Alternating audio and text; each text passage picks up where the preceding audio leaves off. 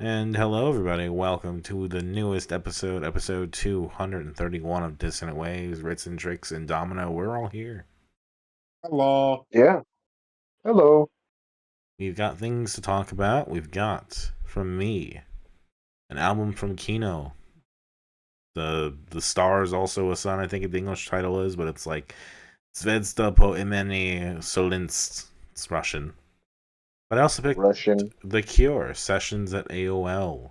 Trix, you picked Yes. Hot Flash, Heatwave, Butterfly, and a Landslide. And Ritalin, you picked Self-Titled from All That's Left of You and My Dog, Satellite. Where shall we start? That's a good question. This is a bit of a shorter week comparingly for all the stuff that we've actually listened to, and yeah, I still need to delay this one. That's how busy my last week was. So Yeah. I don't know. Let's start with the odd one out. Let's start out with the Cure Sessions. All right. The Cure, Sessions at AOL. This was the thing that got me into The Cure. This version of Love Song was the one that was my default for a long time. It's also where I quite fell in love with Just Like Heaven. The Cure and me have had a long journey together, and I appreciate now that I can get into the albums. But sometimes you just get into bands through weird ways. Yeah. Yeah, It's The Cure. I don't think there was too much difference between their live performance and their studio performance. No.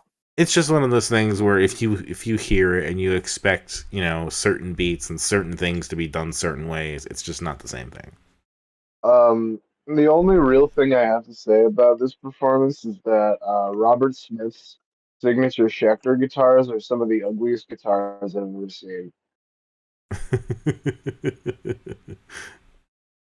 I mean, AOL was doing like Tiny Desk and Audio Treat kind of stuff in the 2000s before that was all really popular.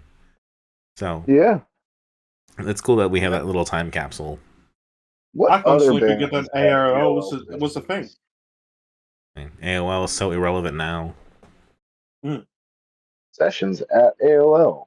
Yeah. I mean, Yeah. in Australia, at least in my time, I don't think AOL was ever a fucking thing. What did you guys have? I'm assuming it wasn't just Australia Online. No. Well, was AOL like your instant messenger at the time as well? It could be. There were several options, but Yeah. AOL was the most popular. Mhm. Could have gone through Yahoo Messages, MSN Messenger. Stopped me from a lot of cyberbullying, to be honest. I'm thinking of a time before like Skype blew up. I mean, Skype existed Yeah. alongside some of this stuff, but Yeah, it blew up. I would say Skype blew up afterwards and then died. I mean, yeah, because I think the problem back then was that getting like audio equipment, like a headset and like everything was so, I don't know what the word is, like wishy-washy, kind of just, you were never sure unless you were willing to pay a ton of money. Yeah. So, AIM was better for that. But, AOL was I think it was MSN Live. AOL was a weird company, right? Because they were the standard bearer for a while, like internet service, but they were also like, Time Warner. And so there was a lot of like weird culture shifting just for AOL, and that like disappeared so fast. I mean, it's crazy to think that like Facebook was basically existing in the same time as well, but Yeah. it just wasn't used for instant messaging. It just wasn't that good at it. Right. And now I it's cannot kind of find a replaced it. list of everything. What was that? I cannot find a list of every AOL session, which is surprising. Hey, maybe that's a service someone needs. There's apparently a Green Day one. I believe that.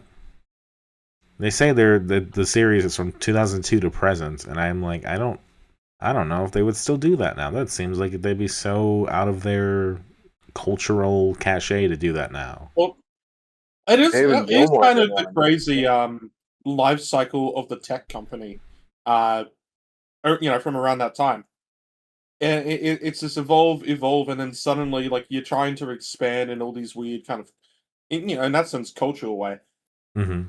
it's basically what Apple would do, or you now got like Spotify sessions and all that. Yeah, the But most you wouldn't treat AOL as music. I don't even think MySpace did it like this, and that's a lot more associated with music. yeah, the last Yeah. time they actually put something out was 2013. Hmm. And by that point, they did two, one for Randy Houser, one for Casey Musgraves. Interesting. Yeah. I've never personally gotten into Casey Musgraves. I just never listened to her enough, so I can't actually have an opinion one way or the other. But it seems like a big get for a session when you're dying. Yeah, There is a compilation album. interesting. Coldplay, Missy Elliott, Avril Lavigne, Alicia Keys, Michelle Branch, Happy Roots, Jewel, The Roots, Lil Kim, New Found Glory, Vanessa Carlton, Lisa Marie Presley, Wayne Wonder, and Gavin DeGraw. That sounds like the most insufferable group of people. So in May 2008, they had I think they were trying to do it like weekly. So they did the B-52s, and then Idina Menzel, and then Scarlett Johansson back to back to back. They did one in 2017 Okay, for Paul Westerberg. sure. Yeah. I'm looking this up right now. On your poll, you did it, I guess. I mean, MTV Unplugged and all that stuff. It's all kind of a through line. Yeah. Yeah. It's not crazy to see, obviously, though, so that a lot of these AOL sessions you can find, because they would have peaked in the thousands. So outside of pop stars, you have a lot of it's not even outside of pop stars. You have a lot of pop punk artists doing it as well. Whoever they could get, whoever was popular, whoever was on the radio, I'm sure. Obviously Evanescence did one. Apparently I found a partial list. Apparently the top rated one is David Gilmour. Yellow Card, Amy Winehouse, Audio Slave, Cheap Trick. G Unit did one. I would love to fucking see that. Holy shit. Who? Which one? G Unit. Oh yeah. Fort Minor, Maroon 5. What the fuck is Fort Minor? It's the rapper from Linkin Park's other project. Oh.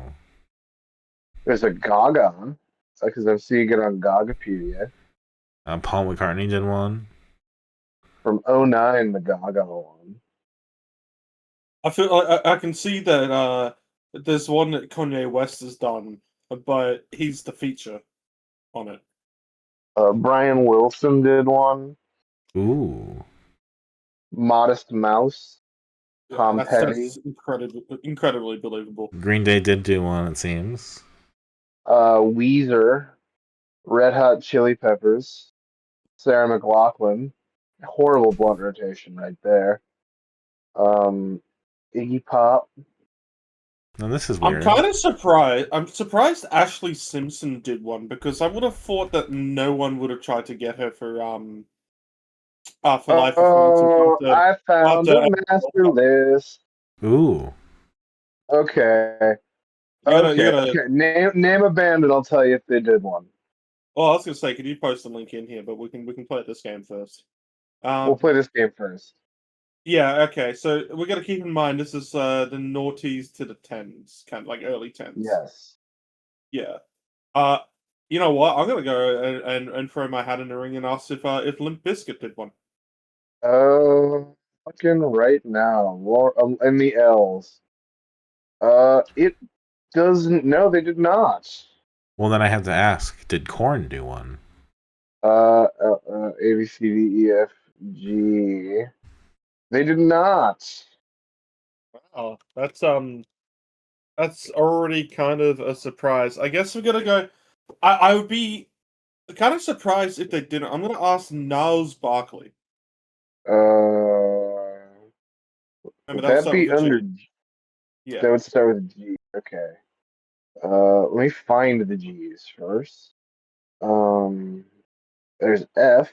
It's in a weird format because it's on like a Wikipedia talk page.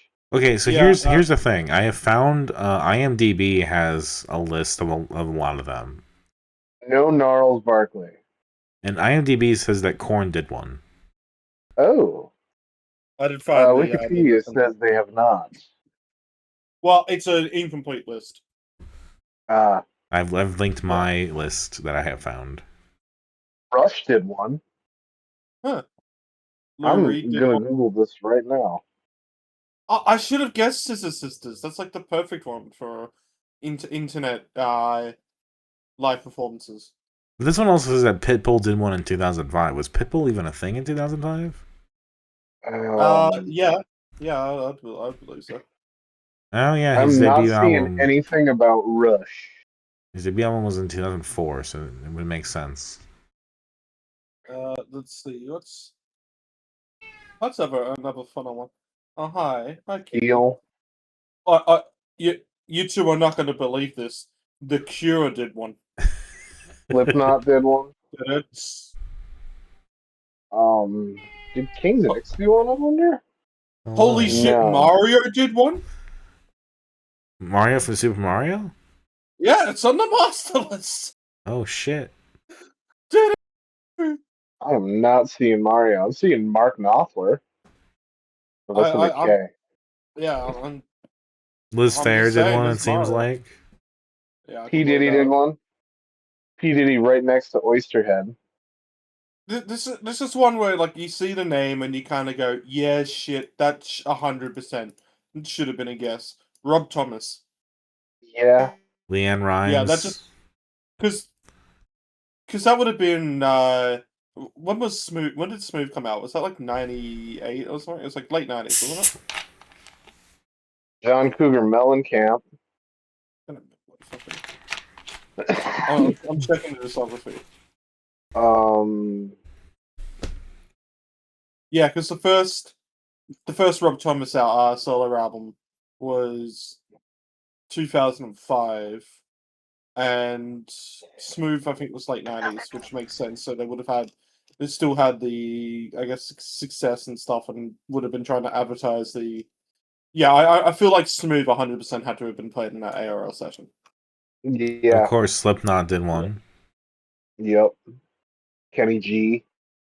And here's Nickelback. the weird thing. One? Brie Larson did one. Yeah, I saw that as well. Yeah, I saw that too. She was a singer as like a teenager, I guess. No Creed one fucking did remembers not that do now. one. Who did not? Creed. Interesting. That surprises me. So Lil Jon did do one. Dave Matthews and the Dave Matthews Band did one. Fuck. Actually, this will go hard. Underworld did one.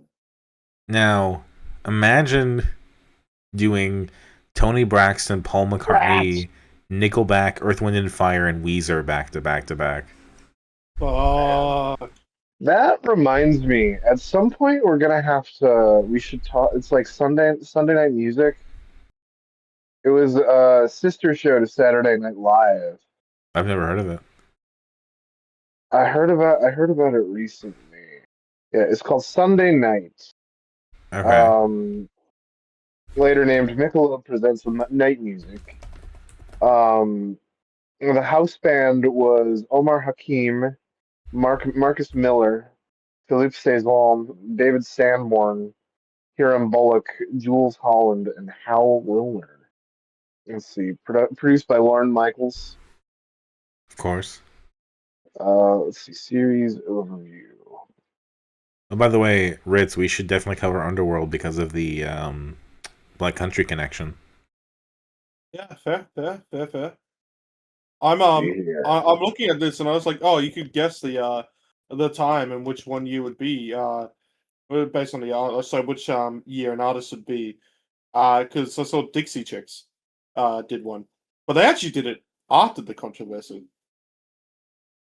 Interesting. Hawthorne Heights did one. I'm looking for an interesting. But then you see ones you've never fucking heard of. Like, what are the Lost Trailers? Interesting. Taking Back Sunday. I mean, it's a cool little list. Yeah. The fact that we've gone on this far about the AOL sessions without actually talking about the Cure set goes to show that Okay. I don't think we think it has much kind of importance. It's Or cool I that they say did it. Here's an episode of the Michelob presents night music or Sunday night music. It is the Pixies, Sun Ra, Sid Straw, Arthur Baker, Al Green, and Sister Carol in one episode. incredible. But going back onto the Cure, it's not that this isn't a good performance. No, it sounds as good as the album, but that's just where it's at. It's also I'll just go back to the album. Yeah. I mean, sure. Again, it's one of those things where to me it's a little different because of how it sounds and what it meant to me. But ultimately, Yeah, and that's fair. That's how you discover something. It's how you discover, or how you like something. That's how you like it. That's fine. Sometimes it is minor differences that make it, and as it be, it's good to know. At least at this time, I'm sure it hasn't changed much. That they were still capable of sounding as good as they did on a record live. yeah. Yeah. Has the Cure ever dropped off, like, significantly? My father apparently loves their newest album. To be fair, it's also not like the Cure were the most popular band commercially anyway, so No. dropping off doesn't really matter for them. Well, I mean, sure, but Disintegration is hailed as like a classic, right? And Yeah. they haven't quite gotten to that height again. But I don't know. I've never really listened to the self-titled Which- album or anything. Which Yeah. band puts out a classic and then 40 years later puts out another classic? Well, yeah, but there's a difference between being consistent and then just falling off, Yeah. right? Yeah. But I don't know. If they're still getting good reviews, or still like, as you say, getting the parents going, yeah, this is what I want to hear, then is it really falling off? No, No. I'm just more trying to find out, like, is 413 Dream worth listening to? I guess there's only one way to find out. Find out next week. We picked the Cure again. I'm not going to give a favorite or least favorite. This one was the other one out. It was cool that we used it as an excuse to go into AOL sessions, because I can't see a reason why we'd do that again. Yeah. I like Well- Love Song and, Just Like Heaven. I think those are great songs. Dominic, we're gonna have to cover the Green Day AOL session at some point. Oh, yes, of course. Now that I know it exists. Is it on YouTube? Let's see. It was on Spotify for a bit. The Cure one was not on Spotify, unfortunately. Yeah, it's I on found it. YouTube. 21 minutes long. On YouTube, it's 42 minutes. Oh. But it's This probably was also... on YouTube. Oh, the EP is also on YouTube at 22 minutes, I see. Okay. So there's just like 20 minutes of like faffing about. Yes. Anyways, now that we've spent 30 minutes of faffing around, or whatever we want to call those words, what are we talking about next, Trix? Why don't we talk about one of your picks? Let's talk about My Dog Satellite by My Dog Satellite. Actually, Yeah, so- can I request that we talk about both of these? Let's Sure. go ahead. Let's talk about both. That's fine. All right. All That's Left of You by All That's Left of You, and My Dog Satellite by My Dog Satellite. Two up and coming bands from Melbourne. Both released self-titled EPs. They're both different sounds. I haven't ever met the people from My Dog Satellite, but I know they've played a show before We Look Back at You. And so, Jude and Shelter, you can tell me if they're nice people. Mhm. I've met a couple from All That's Left of You. They're nice people. Hell One of yeah. them was like, "Oh yeah, we met," and I went, "Oh fuck, sorry, I forgot. Sorry, Ben." Hey, shit You happens. meet a lot of people. When you go to a concert, and you go to many concerts, I'm sure you meet a lot of people. I haven't even seen either of these two bands live. Yeah. Yeah, That's. I've missed all that stuff to you when they played in Sydney, and I missed My Dog Satellite when they played in Sydney. It's just ashes. It happens. Have you seen this comment on the Bandcamp for All That's Left of You? Who by? Oliver Moron. Nope. I'm an 8-year-old child with strict Christian parents, and they say it's non-Christian, but I don't care. I love All That's Left of You, and I love this EP. When's the next All Ages show? I want to bring my 6-month-old brother. Love yous. That's a good one. Favorite track? Vanishing Point. I don't think that person's actually 8 years old. I'm gonna guess probably not. Nah, I'm looking at the icon of who's bought it there in their Bandcamp, and I go, no, I know who that is. I mean, my friend was in a band with them for a bit. They're not 8 years old. I mean, they seem to run similar circles, considering they also bought Planer and Craning. Yeah. Well, I mean, different state. If you ignore that Craning's moved down to Melbourne, why'd you do that? Why'd you do it? You never moved down to Melbourne. Yeah. No, but no, good meme, Ollie. I think I dug All That's Left of You a little bit more than My Dog Satellite. Well, yeah. There's can I guess what your favorite song out of these two EPs was? Sure. Dominic? Is it wild to guess that it's probably Listen? it's I Listen. believe that's also probably my favorite of the two too. Oh, it's my favorite of the of all the songs in these EPs. Well, don't get me wrong, but the second I heard it and recognized it, I'm going, yeah, no, Dominic loves this. I'm sometimes a simple man. You show me Zelda, I get excited. Yes, indeed. I think when I realized exactly, because I just saw Listen, and I hadn't listened to this before or anything like that, so I don't know what to expect. And when I realized what they were actually doing, I just kind of put my head in my hands and I laughed. It's very silly. It's very funny. Yeah. Yeah. But yeah, no, I mean, you got on the My Dog Satellite side, you got I wouldn't say like the complete opposite kind of spectrum, No. but it's with All That's Left of You, it's very scramsy, it's very heavy, it's very kind of fast, chaotic, but it's also very kind of grounded in the sound that it's doing. Whilst My Dog Satellites, kind of a lot less heavy, but also a lot more chaotic in what they're doing. Yeah. Yeah.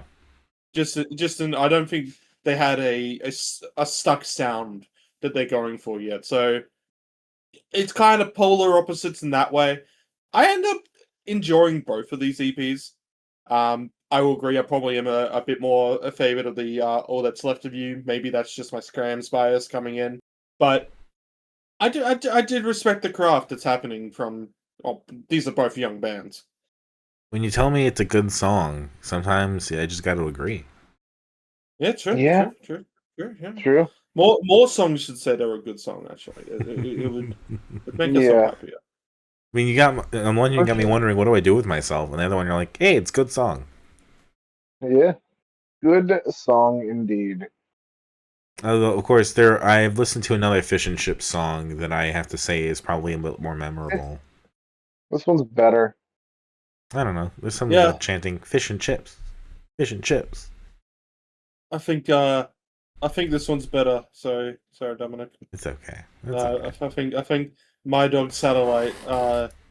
Whilst they may not be able to write a song that is as good as some of the Bosses and Grief Theater stuff has gotten, I don't think when it comes to your little scene that they're ever going to write a song as bad as Chinese Drive-Thru. Chinese Drive-Thru. And sometimes that's all that matters. I mean, it's not to compare to who's better, but who's worse. I contend that if you followed every person in this scene down to their roots, you would find a band like that. Oh yeah, I've stumbled across some early stuff from from some bands that I don't want to promote anymore. Thanks to the car honking, agreeing with me, and listening to it. All I can say is like we've listened to their newer stuff, and I was very much enjoying it. Listen to their old stuff, and God, it's fucking rough. But sometimes you need to do that kind of, bad or just not good to learn what is good. Yeah. Some bands have the advantage to just cut stuff and be like, oh, we did that. That was bad. And just not release it. And some bands, they don't. Yeah. Indeed. Yeah, I'm happy I picked kind of two shorter things because despite having 2 weeks of this episode, I have had no fucking time to listen. I've had to basically finish up all my listening today. So getting the kind of shorter ones was nice. It meant that I didn't put too much on myself, and also the fact that they're both good for their whole short runtimes. What, it's like 10 minutes and 15 minutes or something like that. Yeah, something like that. I mean, Whammy is just such a long song. Oh yeah, they're both in a sense kind of like not the most unique to kind of talk about, which kind of sucks. I guess outside of the doing Scram Zelda, that's probably why it's the biggest highlight. Yeah. That is, no one else is doing Scram Zelda. I mean, we would look back, you kind of did it. Kind of. Yeah, just not in the same way, I guess. It's yeah, but regardless on this, they're very enjoyable. I do like my dog using both vocalists in there, having kind of the variety on there. It's when you have a lot of EPs that are very focused on what they're doing. Sometimes it's nice to just see a younger band just try a bunch of things and see what sticks. Mm-hmm. It doesn't all stick for me, but the things that do stick on it, I think are quite good showings of what the band is capable of. I need to get the track listings up. I think Wham was the opening song or something, wasn't it? Whammy was the opening song. Whammy, yeah, Whammy. Yeah, Whammy and the Body Snatcher were both highlights for me. I did appreciate what Boosh was trying to be, but I feel like it's one of those moments that didn't stick for me. On All That's Left of You, listen and good song. Yeah, I think the closing parts are the highlights for it. Least favorite, probably just if I have to pick one, is like probably Vanishing Point, just because I'm picking one. But there's no dislike for it. I do shout out that they've put Rhubarb on the thank you notes for the All That's Left of You. Rhubarb is Val's cat. Aww. It is adorable. Sounds it. More bands should put thank you notes to their cat. I also think Isma's sign. Yeah. Although they do thank the old bar, and whilst I get it, they charge for soda water there. Ooh. I mean, $2.50. I do like it goes thanks Scott Jesse Keratin, which is Jesse from Keratin. I don't think Keratin's their last name. I mean, if you're concerned about people just paying for soda water, we have a problem here of just people charging for water. Yeah. It's silly. If you're a bartender and you charge for water, I don't like you. Yeah. I will tip you more if you don't. If you give people water for free, I will tip you more. Yes. Yeah. I don't really have anything more to say about either of these. Other than just I like them. I have little to say about My Dog Satellite overall. Like, I think it was fine, but I don't have much in the chamber for that one. All That's Left of You, I think, just made me gravitate toward it more.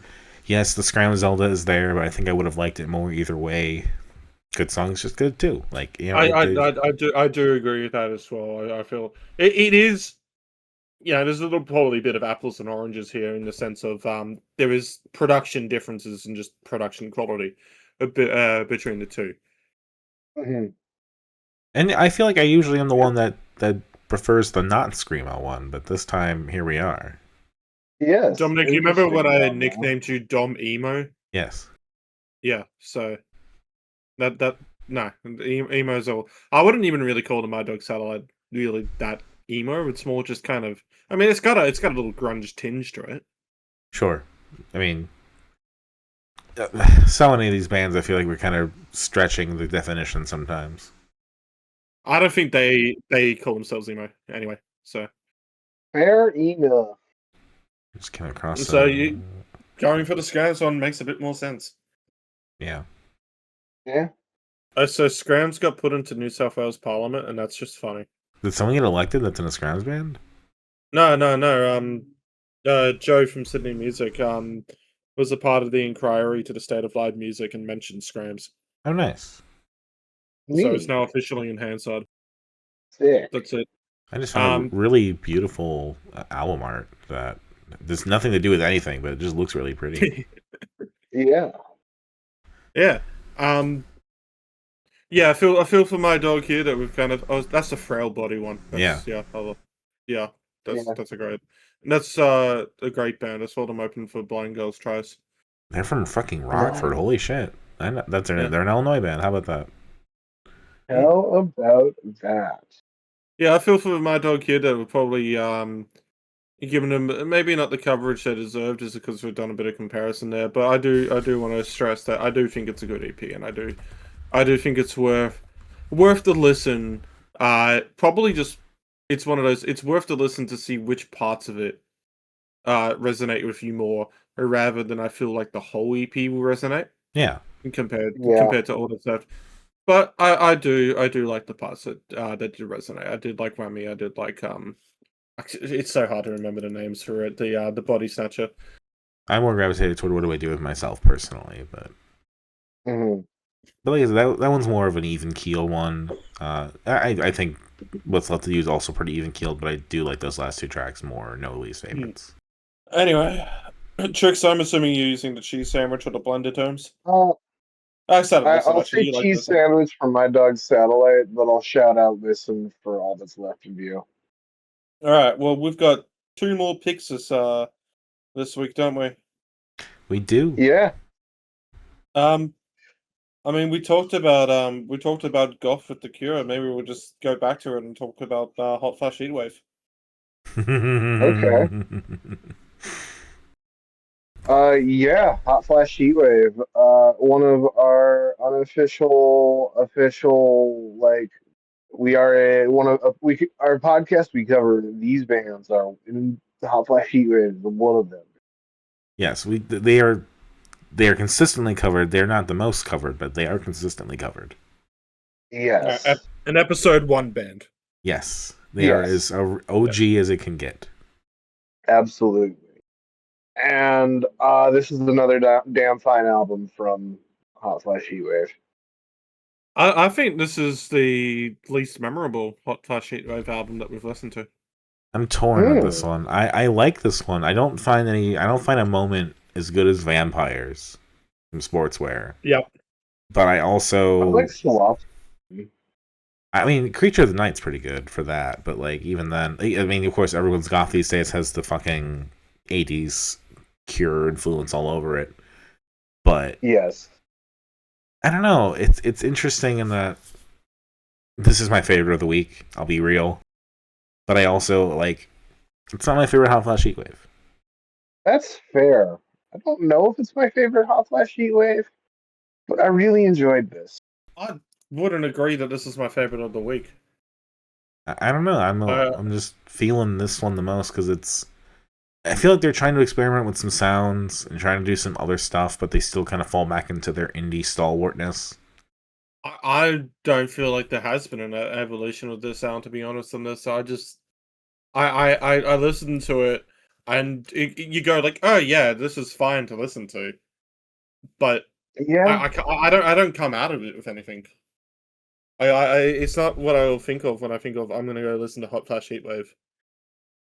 I don't know. This is I enjoy this. This was good in the kitchen. Never got a complaint when I played it. Yeah, I'm sure that can happen, but I mean, I'm thinking back even to the last Hot Flash Heatwave, when we covered that. Like, I know that one I probably can really only remember vampires from, well, to be honest. But at least that's a moment. we also did cover the Yeah. Mood Ring EP in between, but it's an EP. Yeah, yeah, Yeah. that's definitely not been remembered by me. But if I think about the first Hot Flash, and maybe it is in episode 1, and kind of a bias to why I can remember it, but I can still remember more moments of Neapolitan. I was trying to just get up the album title before I sounded like a dickhead there. Than I can from this album, and I haven't listened to Neapolitan in years. Interesting.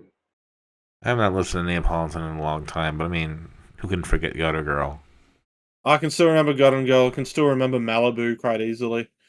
You know, I'm sure if I go back to it, there'll be other moments where I go like, oh yeah, yep, no, it's coming back to me. It's coming back to me.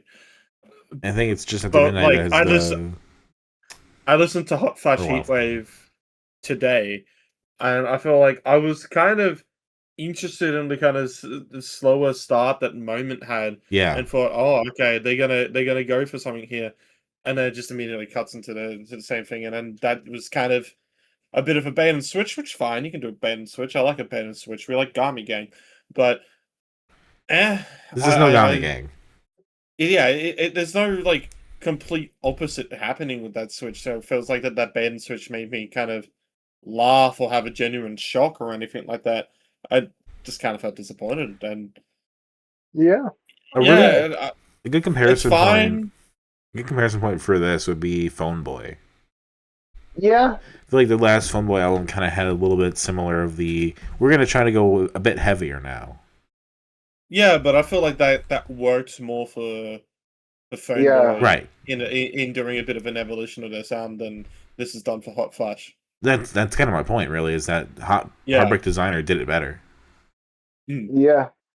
I can get that argument. and they still traffic in that same kind of modern pop sound, and they do it really well. And I mean, Hot Flash Heatwave, I think, has their style, has their aesthetic, but like, I don't know, it's that bittersweetness. Like, it's still kind of stuck in the 2010s a little bit. And there's new stuff, and it's interesting, but it's also like, yeah, that doesn't go anywhere. Like, it's cool singles, but not an album. See, I'm thinking about it, and I think it's funny that you've considered this your favorite of the weekend, regardless, because I think about it not ranking the AOL Sessions because I don't know where I'd put that anyway. I think this is my least favorite of the week. Interesting. I don't know. I mean, like the points here that it has are very strong. I do like the trip into the Cure kind of sound. Like it's a very goth week this week, and that's cool. I think the kind of hip hop weird vocalizations for Creature of the Night are very interesting. The way Crawling floats into it even is cool. Post my new nose jewelry that I put in today. I didn't hear anything you just said. I have to post the new nose jewelry I threw in today. It's a vaguely related. I'm rocking a black hoop now. I still feel like you're mumbling or something. I can't quite understand. Yeah, I think I'm that's laying down. I am very fucking tired. That's fair. so. Another thing that I feel about this album, though, as well, is that I'm sure, like with the first Hot Flash and stuff, I feel like that's an album where if you go back to it a lot more, if things do finally kind of start to stick because you've kind of forced them into you. But here, it's just I'm sure that could happen again, but I don't feel like I just have any interest in doing it. You know, when you listen to albums, you kind of give them the sight read to know if you're interested in going back to anything. Yeah. Yeah, that's how I feel. There's just there's no interest to go back to anything of this for me. Interesting. None of it comes out of hate. There's no like moment where I can go, oh yeah, no, that sucked. That's why I don't want to listen to this. Yeah, I obviously said there was a moment where I felt disappointed, but again, I don't think it's a moment that sucks off this album. I just think it's in that kind of as Todd in the Shadows will describe, like he considers a bad album or a bad song or what the worst one is not to be like the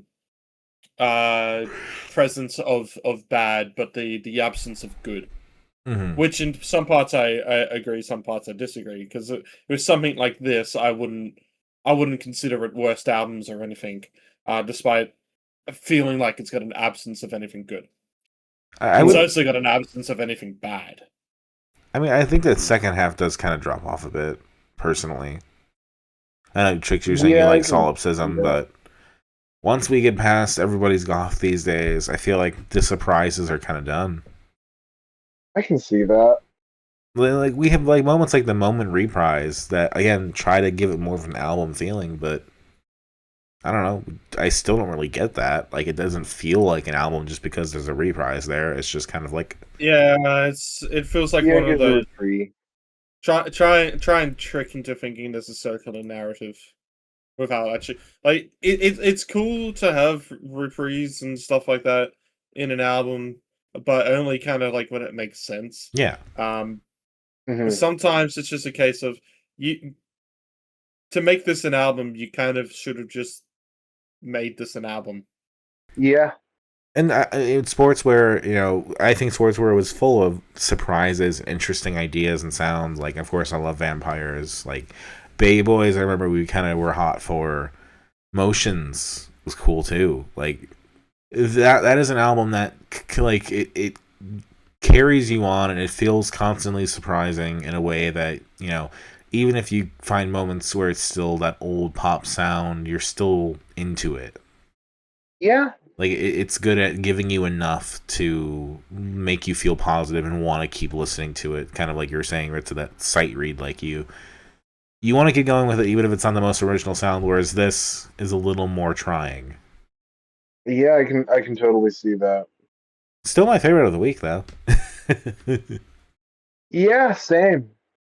I just disagree. Like the Cure, I like the Cure EP, but it's nothing about the live performance elevates it. No. Like again, it literally just comes down to I like the way that he sings "Love Song" in that one, but it's 90% the same. Yeah, Cure. Anything For me, this else? is a blender. Damn. I liked this. Probably also my favorite of the week. Don't know if it's my favorite Hot Flash Heatwave, It's but not my favorite Hot Flash Heatwave, but I definitely this was definitely the one I spent the most time with. this is one I was looking forward to listening to the most of the bunch. And so, Yes. I like Creature of the Night. I like Everybody's Goth these days. And I think Moment is cool. I don't know why the Moment reprise has to be there. It sounds nice, but it's kind of unnecessary. I think by default that makes it my least favorite, but that's, stretching it a little bit. I don't necessarily hate anything here. It's just kind of like, it's either that or you talk about how from Details through Longing, you could probably cut 2 or 3 of those tracks. Yeah. I like Dog.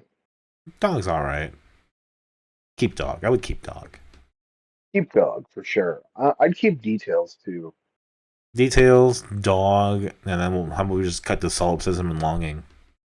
I like Solipsism. We can cut Longing though. Okay.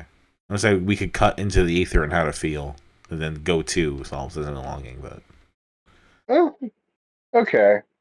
Yeah. yeah.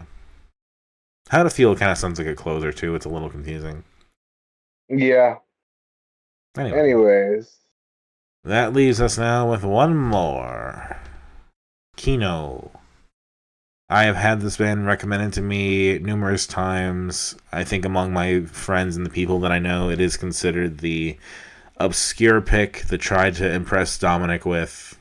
And so I have taken the bait. Here we are. I like the Russian Smiths. I in terms of like, yeah, we're talking about the gothier music this week. I don't see how you don't enjoy this more than Hot Flash. This one's just very basic, I think, is what it comes down Yeah, to. it's not my favorite of the week either, but I think it stands out more. I was kind of annoyed at how Yeah. low the mix was, but I also know that this is like a reel-to-reel fucking underground tape, so I can't be that upset. Yeah. But I definitely had to crank And up the volume. Yeah. It's kind of, to us it's a sound we've heard a bunch, so it's kind of retreading in a way. But the interesting is that it's Soviet. Yes. Yeah, but I feel like that still kind of also not just into the vocals lends a bit of a hand into its sound. Yeah, but it also, Yeah. it sounds similar, which is kind of itself kind of impressive because Yeah. harder to get Western media at that time. Like it's easy to say like, oh, it sounds Soviet, and then just walk away from it. But I also kind of like, well, music here doesn't sound Soviet, so yeah, it No. is different to me. Music in your country, I hope, doesn't sound Soviet either, because you're not a Soviet country. Right. Well, what I was trying to say is that it does sound Soviet, but it mostly sounds new wave. It sounds goth. It sounds like Yeah, yeah, the influences. and that's still the most major influence on the whole album there. But I still feel like that influence, or those subtle little influence, does help to the sound and what it's doing stand out a bit more. And Yeah. like, yeah, this isn't an album where I'd go, holy shit, everything on here I've never heard before or anything like that, or even just holy shit in general. But I thought it was quite an enjoyable listen for its runtime. I thought it justified it. It didn't overstay its welcome. Yeah, I don't think the songs were branching out too far from what they were doing, but it did still, because of that, keep a consistent sound in there. I thought it was a very kind of vibe worthy album. I couldn't tell you the titles or the songs distinctly. All I know is just 'cause that I wasn't the following, sixth and the I don't sixth track really. is about the cigarettes. Hell yeah. Mhm. Something cigarette. That's what they keep talking about. That's the one that my friends have shown me. I think that's Interesting. Kino's most popular song. I'm, having known nothing of Kino before this, I didn't even know until today that he's been dead for like 35 years. Yeah, he died. Victor Soy, I believe. Soy with the T in the start died in like Yes. 1990 in a car accident. Yep. So this was like the last album released, or maybe there was one after when he was alive. Yeah, I think it's. I think there's like one or two after. There was like a posthumous one Yeah. for sure, but then Yeah. yeah, I kind of in a way like the whole Joy Division thing, but different. Yeah. Kind And of. Go ahead. I'll just say, I feel like if we're comparing this, like this isn't one where I can tell you moments I'm going to go back to, but it's difference between this and Hot Flash, which I'll directly compare it to, is that I could just remember how this album kind of goes and what I was listening to, and that sticks to me on the sight read, and that in turn becomes a little bit more like, okay, well, there's a chance I'm going to go back to this type of sound and go back to this album because I can remember what it was trying. What I think is going to do when I put it on, Mhm. compared to Hot Flash, where I just go. Uh, I actually just can't even remember how Hot Flash really sounds Damn. at this point. To be honest, that's just.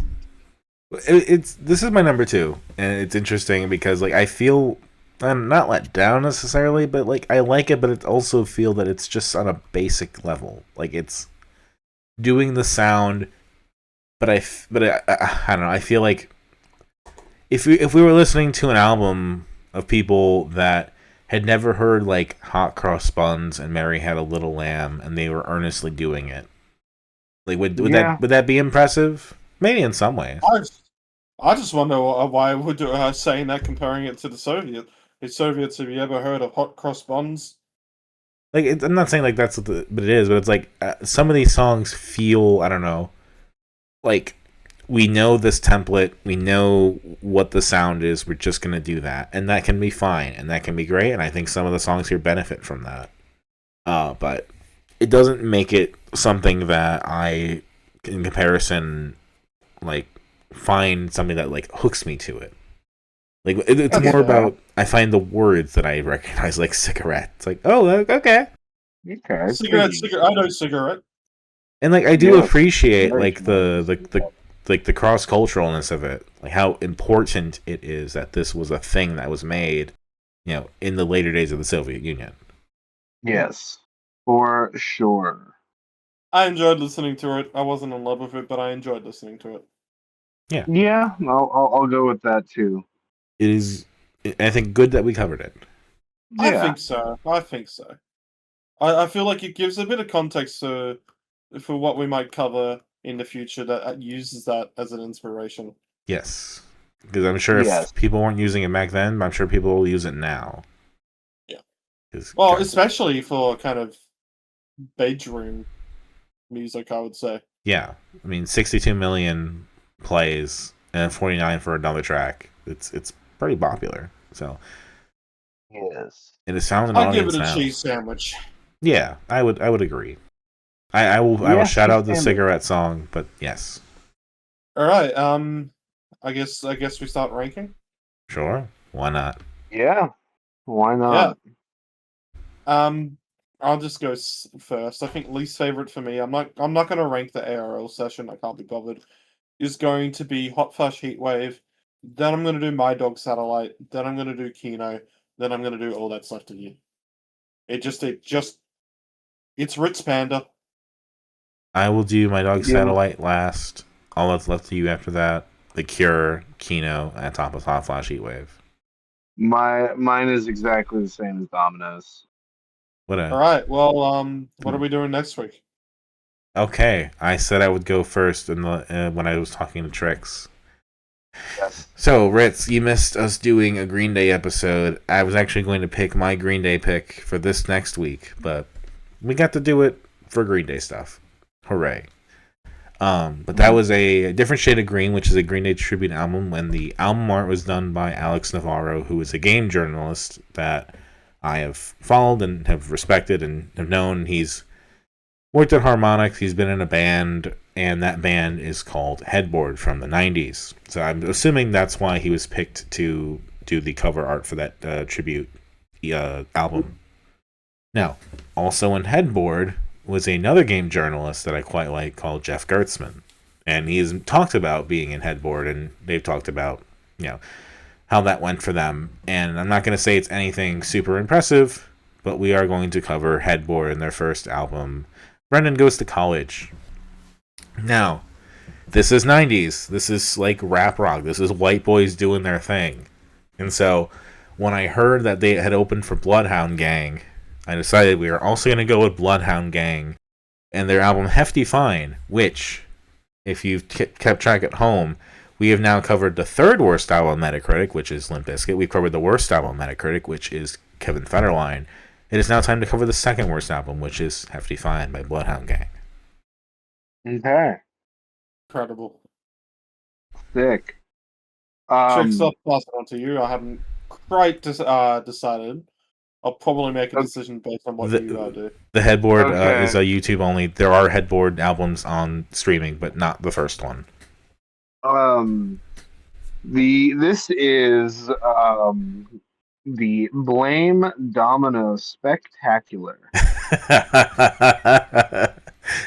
Do you see the cover art for Hefty Fine there, Trix?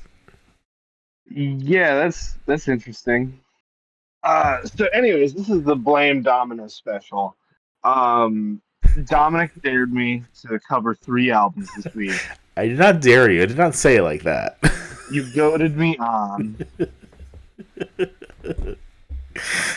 We are finally talking about Party Rock Mansion by Red Foo. I'm out for next month. And then, while we were in our mini-sode, I found this weird album by a guy called Joe Armstrong. Oh no! Oh no! I didn't think you were serious about that. Oh no! I'm dead serious, dog. Fuck. Oh, no. And lastly, we're going to be talking about 19-year-old British pop sensation Jim E. Brown with his 2026 album Dirt. I'm excited for the last one because Jimmy Brown is actually playing the last ever show at Mary's Underground. Hell Really? yeah. Yeah, it's sold out. I don't have a ticket. I don't think I'll be there. But Damn. Venue's closing down, and Jimmy Brown's I believe is going to be the last one. All right. Well, I guess that leaves me to pick. Trix did 3. Dominic did 2, so I'll just do 1. I feel like this is going to be an album that we kind of have to cover now. Over the past 2 weeks, I'm sure we've all been aware of the news for an artist that we have covered and has been shocked. So I guess we've got to do the Oliver Tree album. Yeah. Yeah. So we haven't covered Oliver Tree since the Cowboy album. I think we skipped the album.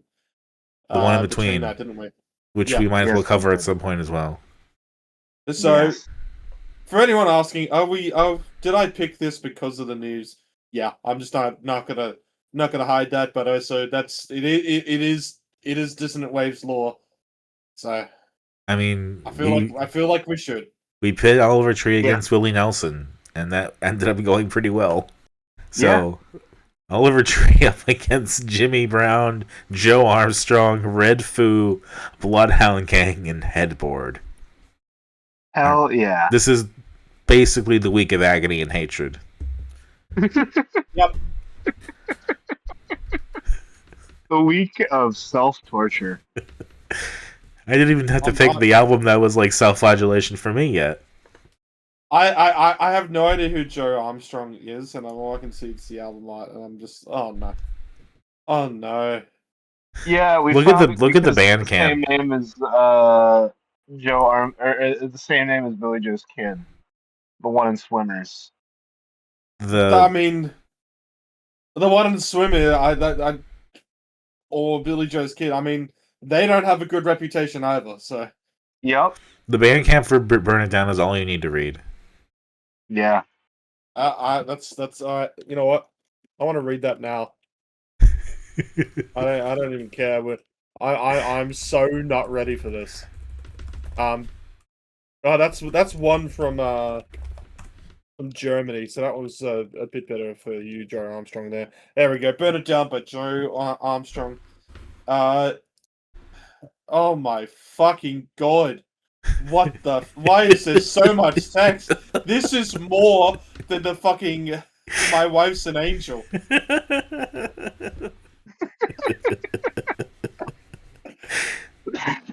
I thought when we saw this that Trix was going to file this away for later, but no. Yes. Later is now. File it away for later. All right. Well, I hate you, Trix. You're welcome. Please tell me songs have lyrics on here. I'm sure they have lyrics. I am sure.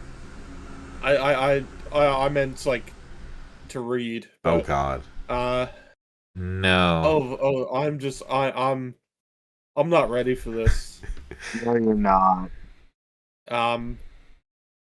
What I was writing was a little more aggressive. I don't mean Rage Against the Machine level Sonics, but the headspace is coming from it's similar.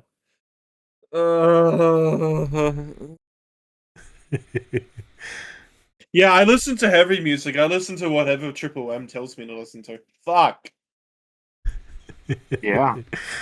I'm not gonna forgive you for this, Trey. I haven't even listened to it. This could be the biggest bait and switch, and just be 40 minutes of gay sex. I'm not forgiving you for this. In an increasingly digital world, vinyl ties us to analog and ties us to intentional listening.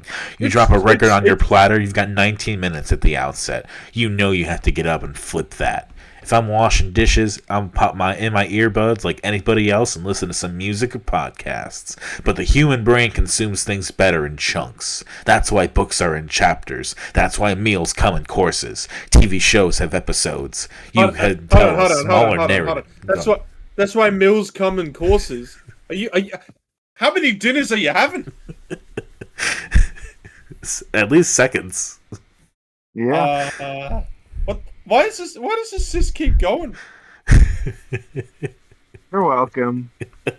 I'm trying to leverage what I'm doing. Get the message out. There's an element to our society, the white guys with goatees crowd, that needs to hear this message from someone who looks like them because they're too afraid to hear it from somebody else. If I can get them their fists in the air before they realize why they have them there, I will feel I have accomplished something.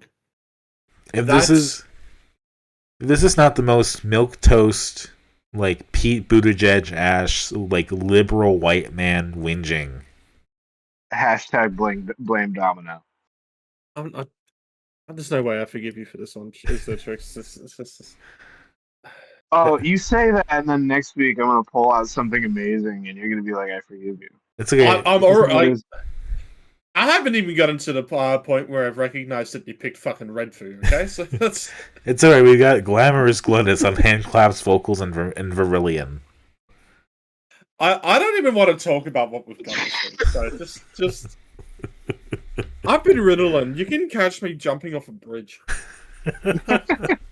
I've been Domino. You can catch me editing this podcast and just trying to figure out a way to listen to this, knowing that my friends are in town, and I don't know if I can submit them to all of this music.